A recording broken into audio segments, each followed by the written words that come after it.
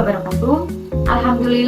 Alhamdulillahirabbil alamin wa bihi nasta'inu ala umuri din wa din. Assalatu wassalamu ala asrafil anbiya'i wal mursalin sayyidina wa maulana Muhammadin wa ala alihi wa ashabihi ajmain. Amma ba'du. Sebelumnya perkenalkan, nama saya Dia Ayu Patricia. Di sini saya menjadi perwakilan dari kelas F Hukum Tata Negara. Di sini saya akan mempresentasi tentang larangan berkampanye di tempat pendidikan dan tempat ibadah. Dalam alur politik, kampanye merupakan hal yang tidak bisa dilepaskan dari kehidupan. Mengingat akan fungsinya yang apabila tidak sesuai, maka tujuan untuk terpilih dalam pemilihan umum itu tidak akan pernah tercapai. Kampanye sendiri merupakan salah satu usaha untuk mencari dukungan atau simpati hak layak umum yang dapat dilakukan oleh kelompok maupun perorangan dalam berbentuk doktrin. Adapun salah satu aturan tentang kampanye yang tertuang dalam Undang-Undang Nomor 7 Tahun 2017 tentang Pemilu, sebagaimana diperjelaskan pada pasal 280 ayat 1 huruf H UU Pemilu menyatakan pelaksanaan peserta dan tim kampanye pemilu dilarang menggunakan fasilitas pemerintah, tempat ibadah, tempat pendidikan. Persoalan aturan kampanye politik di lembaga pendidikan dan tempat ibadah menjadi topik perbincangan yang masih hangat di Indonesia, terutama pada lembaga negara Mahkamah Konstitusi. MK memutuskan larangan berkampanye politik di lembaga pendidikan dan tempat ibadah konstitusional. Namun keputusan tersebut menimbulkan kontroversi. Dengan munculnya kekhawatiran mengenai politisi, lembaga pendidikan, dan integritas intelektual siswa, KPU telah merevisi aturan kampanye untuk memperbolehkan kampanye di lembaga pendidikan asal memenuhi persyaratan tertentu, seperti mendapatkan izin dari penanggung jawab lembaga tersebut dan tidak menggunakan atribut partai.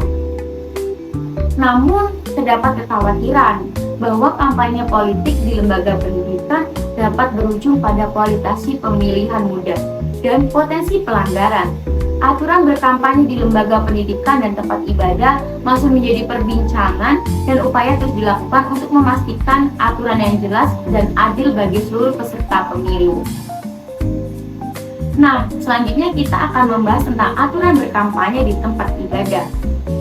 Kembali dengan putusan terbaru menyatakan di dalam pasal 280 ayat 1 UU Pemilu berbunyi, fasilitas pemerintahan, tempat ibadah, tempat pendidikan, kecuali untuk fasilitas pemerintah dan tempat pendidikan, selama mendapatkan izin dari penanggung jawab lembaga tersebut dan hadir tanpa atribut kampanye pemilu, tempat ibadah memiliki makna dan nilai spiritual yang tinggi bagi setiap umat beragama. Menggunakan tempat ibadah sebagai tempat kampanye berpotensi memicu emosi dan kontroversi serta merusak nilai-nilai agama. Terlebih lagi apabila dilakukan pada situasi dan kondisi masyarakat yang semakin mudah terprovokasi dan cepat bereaksi pada isu-isu yang berkaitan dengan politik identitas, etnis dan agama tanpa merujuk dan menilai fakta yang objektif berpotensi memperdalam polarisasi politik di tengah banyaknya narasi dan opini yang berbeda terdapat fakta yang sama yang dapat bermuara pada melemahnya kohesi. Kedua, kita akan membahas tentang aturan kampanye di tempat pendidikan. Komisi Perlindungan Anak Indonesia KPAI menyebutkan aktivitas kampanye politik di sekolah dapat merusak perkembangan mental anak dan siswa.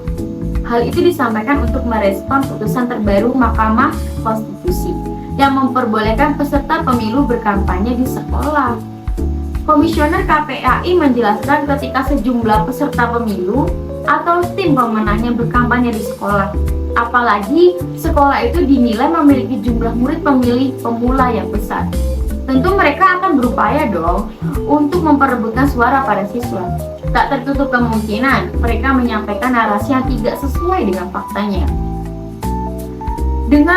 Demi mendapatkan hati para siswa, KPAI mengkhawatirkan adanya perbedaan penyampaian yang bisa mendoktrin pikiran para siswa mengenai penilaian politik dan menimbulkan konflik yang cukup serius. Dia menjelaskan bentuk kampanye yang dapat merusak perkembangan emosi dan mental anak. Dalam penyampaian aktivitas, propaganda, stigma, dan hoak yang mengadu domba tentang perlawanan politik. Bisa juga dalam bentuk ajakan dan mencurigai dan membenci, serta politisasi identitas yang dapat memperuncing disharmoni.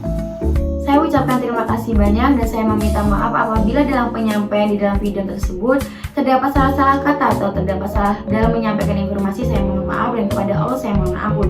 Saya akhiri. Wassalamualaikum warahmatullahi wabarakatuh.